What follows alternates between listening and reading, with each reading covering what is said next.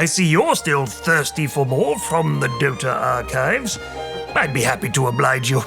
One thing we've yet to discuss is, of course, what makes Dota truly shine. The teams. Disparate individuals, coalescing, united in a bond of kinship, of determination. A singular goal, to lift the Aegis and be canonized in the lore of Dota. Brave souls, committed, daring, intelligent, industrious. Legendary. I think about Dota, I think about the first Navi. Come on, that's what kind of got everyone. Everyone was a Dendi fanboy growing up. They win basically TI1 to TI3 in the finals. That was like the hypest squad to play the game ever, in my opinion. It's minute 3, we're all top, you know? It was like a bad Counter-Strike idea or something like that. Like rush B, you know? We're just rushing B every game and we're somehow winning.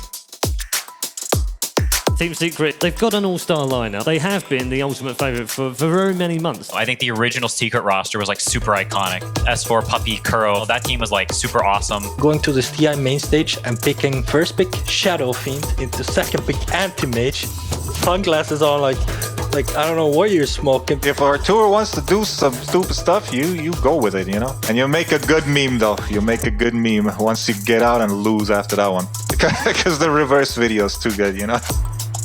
Sunglasses, that's the reference. It's fine, you know, you can pretend like you're the shit, but don't vocalize you're the shit. Not quite how one would have put it, but indeed, as the fable of Icarus tells us, fly too close to the sun, and all those sunglasses will be good for is blocking the glare as you tumble back to Earth, your wings melted. But not all wings wilt in the heat.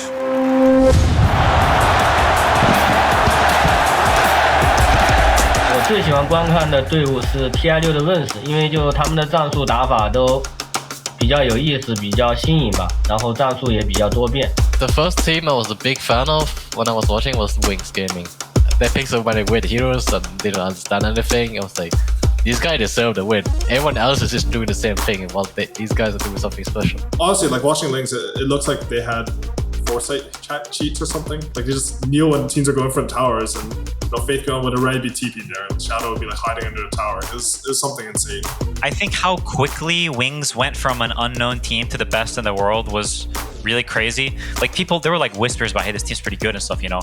And we got voted into that summit as like the joke team, like we were atrocious. And you know, we scrim Wings and they beat us in like 15 seconds. They proceed to win that summit and then they proceed to win TI. And we're like, wow, those guys went from like, who's Wings? To, oh, well, wow, they're the best. Okay, that's who they are. You couldn't help but not root for them. Like they were like the supreme definition of like a dark horse.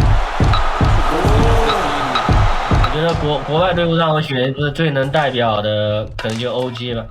因为他 TI8 的时候就是在一个不被看好的情况下就夺冠了，很励志。然后过了1年以后，大家都忽视他以后，他又以一个完美的姿态去碾压了所有对手，继续夺冠。所以 Other teams came to these events and they weren't even close to OG. I think the first one, TI8, I think LGD got really close, could have won. So I can't really say, but TI9, like absolute domination. I don't think any team had a chance to beating them. It was just so ridiculously one-sided. Ah, yes, OG. I wondered when we'd be hearing that name. The underdog story is a popular trope amongst players and supporters alike. It's hard not to root for those of whom failure is expected. But perhaps in some cases that expectation is misplaced. Some of these chats really are jolly good at Dota after all. For me, it's Puppy, just because, you know, he's the only player who's been to every TI winner. He's just been so good for so long. I mean, Puppy was just the first like really good captain in Dota. And he also played Dota, first Dota, and he was always on top. I mean, of course I'm contending for that one probably, but it's but I'm sharing it with Kuro, I would say, and Seb. Ну, я думаю, Себ, потому что это игрок, которому там уже 560 лет, который играет с начала доты, поиграл там на всех позициях, не знаю, поразговаривал со всеми на всех разных языках. Seb has been here forever and staying here, also winning majors and stuff, coming out of retirement. Like he wants to win everything he plays, so he takes like personal offense when he doesn't win. Now Till. No2 is the most iconic players of all time for me. Mainly it's about his one, and then also the way that he leads the team. I learn a lot from him as well. 如果让我选那个一提到 Dota 就感觉国内国外都很有代表的。从团队方面来考虑，就是如果从职业选手的角度来考虑，肯定是 No2。但是如果从就是个人魅力或者个人喜好的话，肯定是苏梅尔。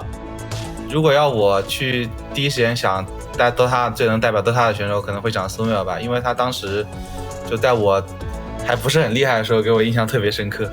Look at Sumail. He made TI when he's 15. So I think he's like the poster child for like rags to riches, like pro player from nothing, just because he's just insanely good. And at TI5, there was probably the single biggest gap between a player and every other player at that tournament. He was just like completely untouchable. Everyone else could have just snapped their keyboards in half when they got on stage because they see this little 15-year-old kid on the stage. You know, you just can't do anything. He's just too good.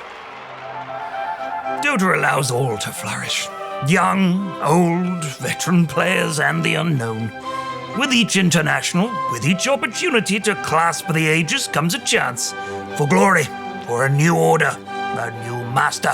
Which player will drag his comrades to the summit of success and look down upon the bodies of their foes, broken and bruised at the foot of the mountain of victory? Well, this is the archives, not some kind of juice joint or snap house. Go on, get out. Go watch Dota if you want to find out. Go! Go! Good night.